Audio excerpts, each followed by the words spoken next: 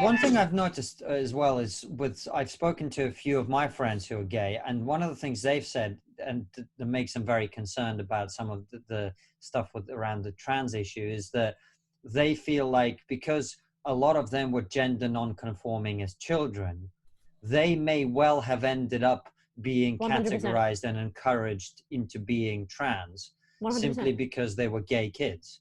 Do you think that's a big part of the issue? 100%. I think that I think there was an article written, I mentioned it last year in one of my videos that I had with my friend Blake, who is legitimately, in my opinion, a trans guy. He has gender dysphoria. He had top surgery. He's transitioned in every way that he can.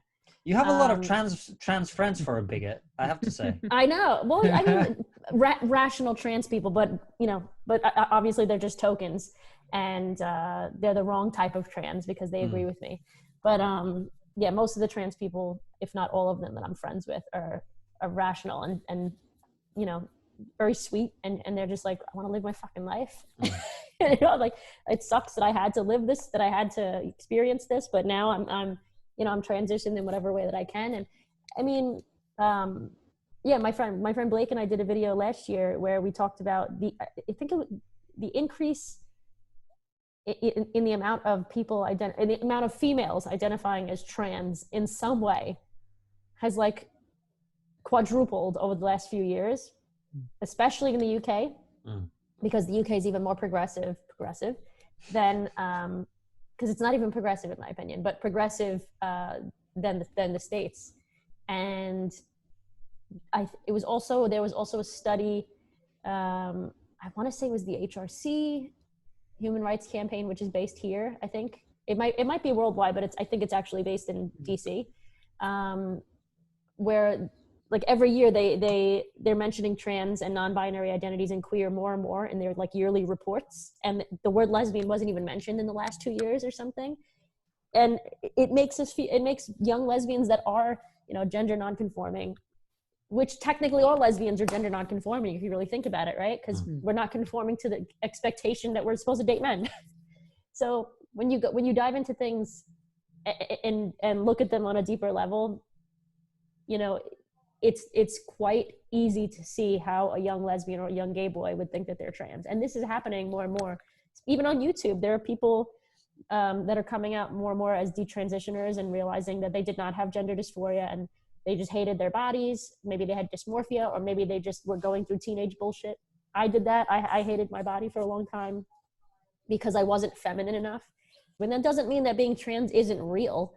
Like it is clearly a real disorder. Like it's a real, whatever you want to call it, a disorder, a brain body disconnect or something. It's a real thing. But because the word trans has been watered down to literally mean absolutely nothing but an identity, kids are very vulnerable. Teens are very vulnerable, and most of them just want to fit in.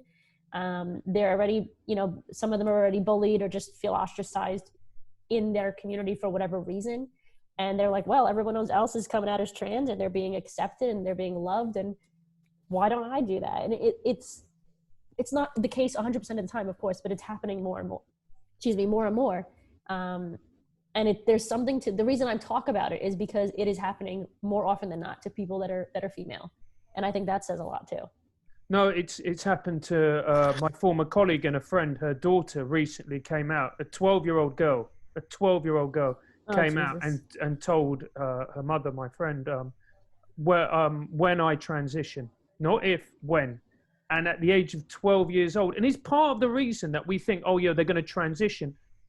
They don't realize the medical implications that this is having on your body. And the fact is that you are going to become a medical patient for the rest of your life if you are a trans person.